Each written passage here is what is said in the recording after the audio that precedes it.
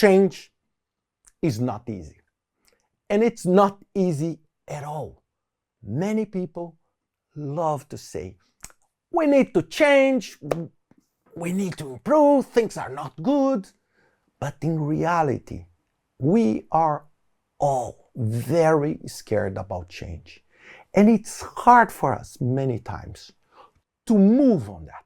So what I want now is to explain to you some of the steps we should think about while doing the journey between receiving the news of the change and moving forward.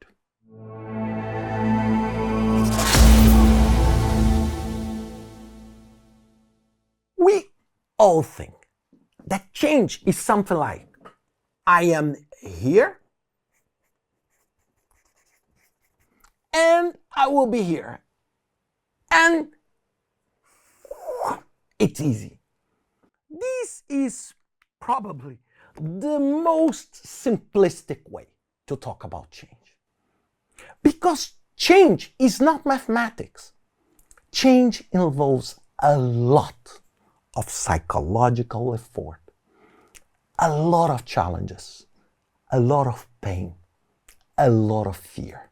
Every time we receive some news and we are doing this journey, several things happen inside our brain that if we do not understand, we will not be able to cope with. And this is why in the late 60s, Elizabeth Kubler-Ross created what we call the change curve.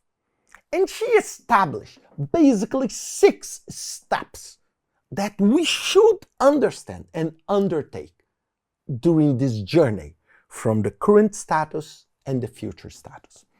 And the first one is shock. Every time we say our company was sold, the project will be closed prematurely, someone died, the first thing is this shock. It's something like, is this true? Is this happening? What on earth is going on here? But just after this, so this is why, for example, our performance tends to slow. But look, we are still performing quite well. We are still trying to realize what happened. Then suddenly, we come into the denial phase. And the denial phase is, this is not true. It's not happening. No, I didn't lose my job. No, this person didn't pass away. So it's this denial, it's this realization that no, this is not true. This is not happening. And then when you realize this, it comes to the anger. And this is where you reduce a lot your performance. It's when you realize, no, it's true. And it's true and I don't like it. And this is where you have all this revolt. This is where many times during this journey you try to bargain and say, is there any way to turn around that decision and come back? Is there any way I can do? I'm so angry, so frustrated.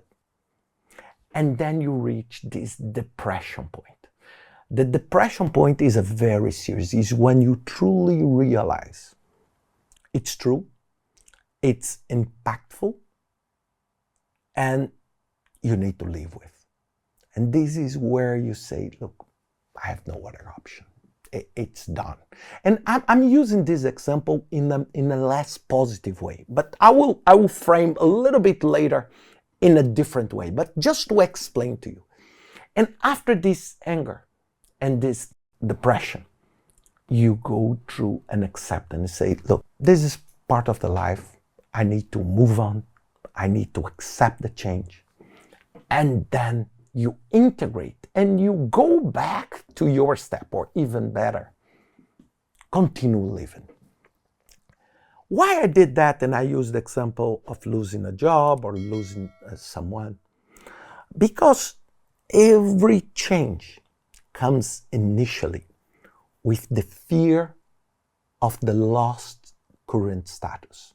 For example, when you start a new job, it's a change. And what happens? When you first go to the new job, you have the shock.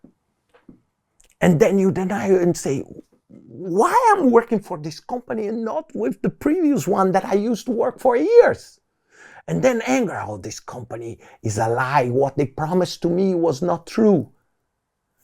Until you have this onboarding process. Then you go and then you become sad. And it's very common that you start comparing your new company with the old company. But the problem is that your new company has only failures and your old company that you wanted to leave is paradise now. And then you move here. What are the challenges of this process? Is that first, despite of showing this in a graphic, it's not how real life works. Sometimes people do this. Look, shock, denial, anger, depression, and acceptance. So they spend a lot of time in a bad situation. Others can do like this. Come here, anger, integration, and go on. Why? Because we are different. We human beings are different. And we need to understand, because when we managing projects, leading projects, we are faced with decisions. I need to change the supplier. I need to change the method. This is natural in some ways. Some bigger, some, you have this in a different way. Let me just draw here. You have this like this. It can be like this. It can be like this. But it always happens. And the second thing that is the most disturbing one I want to share with this change world is that some people may stuck on one of them. Some people may just come to the denial and keep the denial absolutely forever and say, no, this didn't happen, then this didn't happen, and then the person does not move. So what is my advice to all of you when we are talking about the change curve and we are talking about this changing process? The first advice I want to give to all of you is to understand that change is not something like send a piece of paper and people will read and it's over. Now, this is the new way we'll do things. Human psychology does not work this way. Second, understand that every time you tell people about any change, even winning the lottery, people will go through this cycle. Because people are human beings and people will think immediately when you change things, it's what is in there for me. And it's natural. Every time I receive something, this will happen. We decided to do this. Let's sell the house. Immediately, I'd say, is this good for me? It's not. And many times I feel the fear.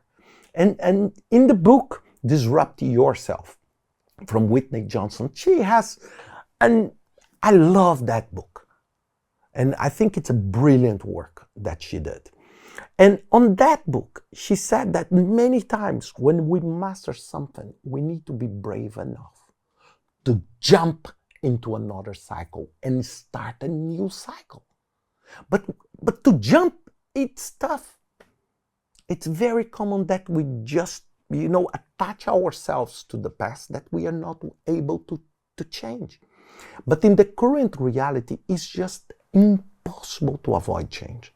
It's impossible. The environment, look technology today, look the volatility, look the geopolitical events. It's impossible, just impossible for you to do. And you need to understand that we need first to understand how do we move faster from here to here? How do we reduce this time and just embrace the future? Embrace the change. And second, how do we help others that may be stuck in one of this and maybe it's still in shock. Anger, that is a very common feeling, this hate about the change, this negativity about everything. And who lose staying here? It's the person. So this is why this is so important. And I'm not trying to be prescriptive here, because this is not my job. I'm an engineer and not a psychologist. But every time I try to identify myself on these steps, on different things. When the COVID came, even when recording a video like this, it's different. It's different. Even when speaking in English, when I'm not a native speaker, it's a challenge, and I need to understand and do that. I need to understand and accept, for example, that I was not born speaking English fluently. I need to accept and move. I could be angry and stay angry forever. It will not improve my English. It will not at all. So this is exactly why this change, and why I'm saying this, because this is something that technology will not replace us, at least on the foreseeable future. It will not. We'll still need human minds, hearts, to change and to help people around us in our companies, in our projects, to change too, to move from this to this in different cycles all over their careers and their lives. I hope you enjoyed this video. Think always about that. Change is a good thing. It does not need to be necessarily a bad thing. And it's an opportunity for you to revisit yourself and think differently all the time. I hope you enjoyed this video. Please join us by subscribing to the channel.